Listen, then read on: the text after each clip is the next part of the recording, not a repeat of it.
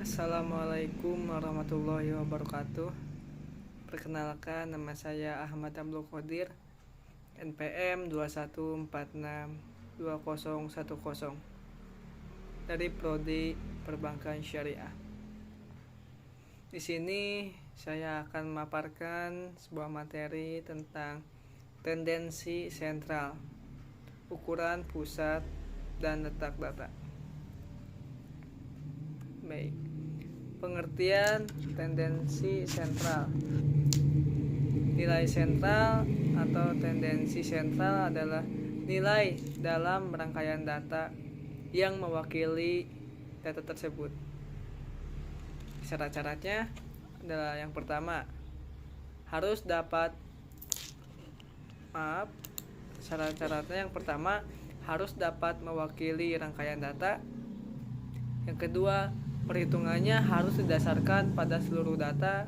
Yang ketiga, perhitungannya harus objektif. Yang keempat, perhitungannya harus mudah. 5. Dalam suatu rangkaian hanya ada satu nilai sentral.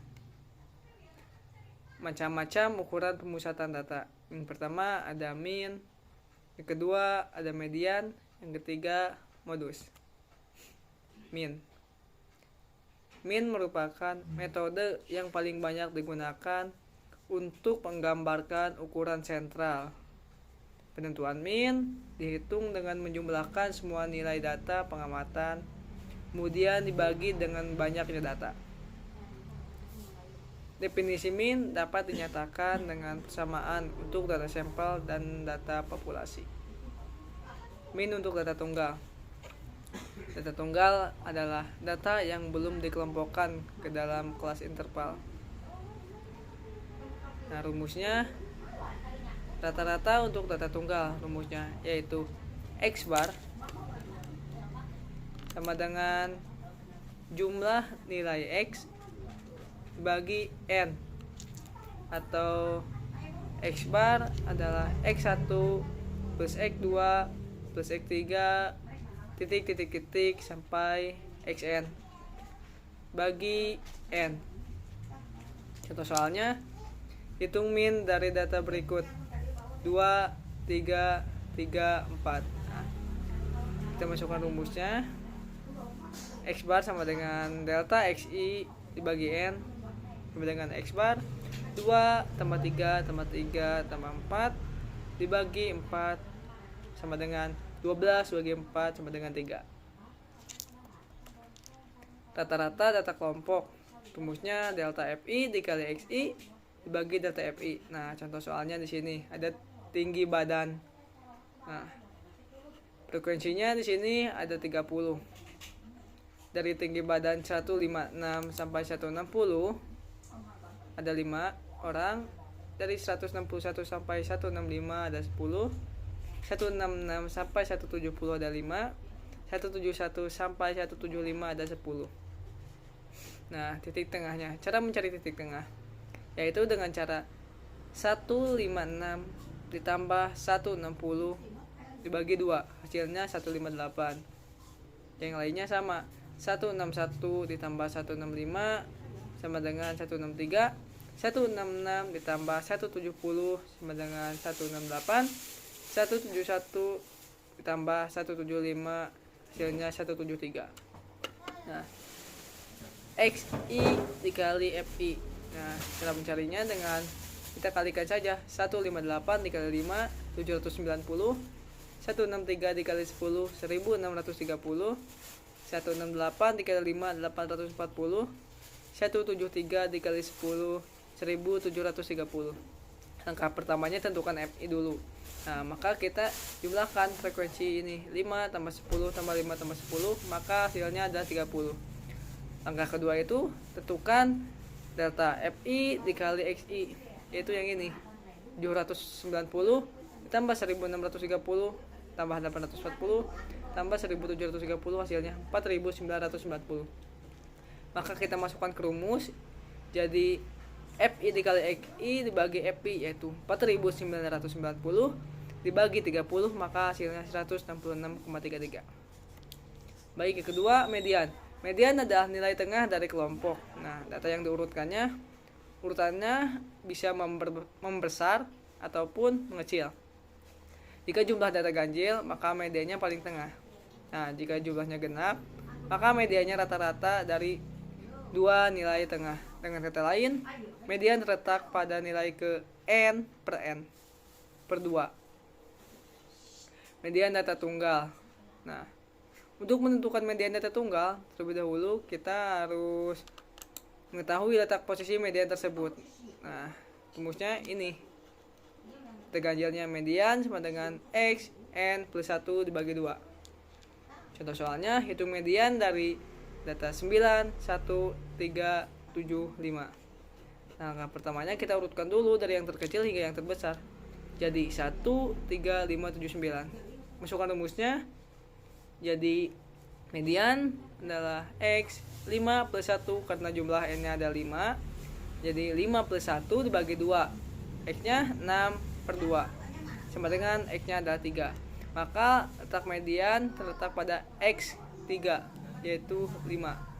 Nah, 1, 2, 3 ini jadi 5. Data genapnya rumusnya median X N per 2 tambah X N per 2 plus 1 dibagi 2. Ya, contohnya di sini. Hitung median dari data 91375.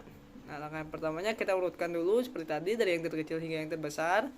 Kemudian masukkan rumusnya. Jadi median 5 plus 1 dibagi 2 sama dengan X 6 per 2. Jadi X-nya sama dengan 3. Maka median pada data di atas terletak pada X3 yaitu 5. Ini. 3. Modus. Modus adalah data yang paling sering muncul atau terjadi. Untuk menentukan modus, pertama, susun data dalam urutan meningkat atau sebaliknya. Kemudian hitung frekuensinya. Nah, nilai yang frekuensinya paling besar atau sering muncul adalah modusnya. Modus digunakan baik untuk tipe data numerik ataupun data kategoris. Modus tidak dipengaruhi oleh nilai ekstrem. Nah, modus untuk data kelompok, rumusnya modus dirumuskan dengan MO sama dengan TB plus D1 dibagi D1 plus D2 dikali C.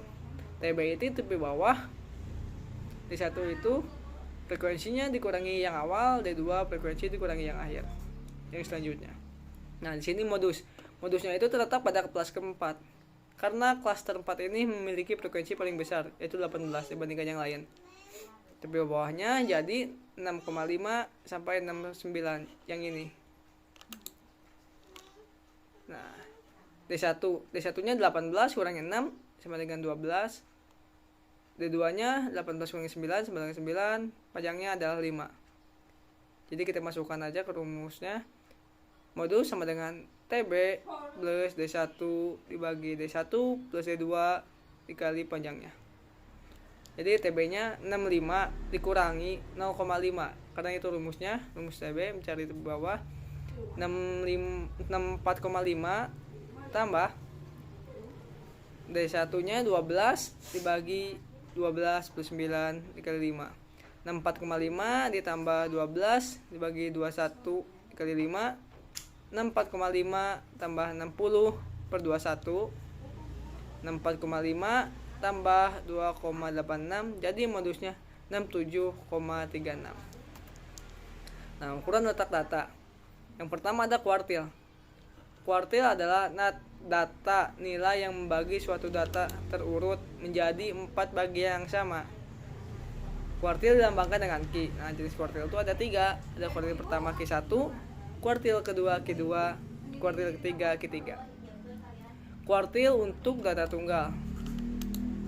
Nah, rumusnya ini ada Q1 I dikali N plus 1 dibagi 4. Contoh soal kuartilnya. Nah, tentukan Q1, Q2, dan Q3 dari data 7, 3, 8, 5, 9, 4, 8, 3, 10, 27, 6, 8, 7, 2, 6, 9. Nah, kita urutkan dulu dari yang kecil hingga yang terbesar. Nah, jumlahnya. Maka ini ada 17. Jadi N-nya sama dengan 17. Letak Q1. 1, 17, plus 1 dibagi 4. Jadi 17 plus 1 18 dikali 1 18 bagi 4 hasilnya 4,5. Satunya itu X4 plus 0,5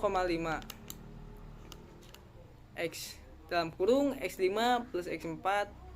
Jadi X4 nya itu 1, 2, 3 jadi angka 3 plus 0,5 dalam kurung 4 kurangi 3 hasilnya 3,5. Lalu Q2 nya ada 2 dikali 17 plus 1 dibagi 4 sama dengan 36 bagi 4 hasilnya 9. Jadi keduanya adalah X9. X9 nya itu ada jadi angka 7 ini. Lalu untuk kotak ketiganya 3 dikali 17 plus 1 dibagi 4 hasilnya 54 dibagi 4 hasilnya 13,5. Jadi ketiganya adalah Q13 plus 0,5 dalam kurung X14 plus X13.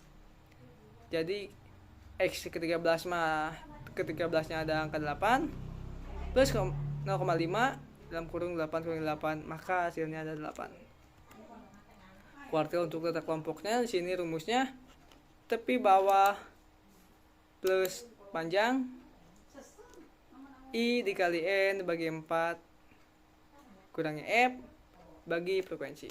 Nah, contoh soal kuartil data kelompok sini adalah tentukan Q1 dari data berikut. Nah, data ini kita jawab Q1-nya tepi bawahnya yaitu ada ini. Karena di sini memiliki frekuensi paling besar, jadi tepi bawahnya yang ini.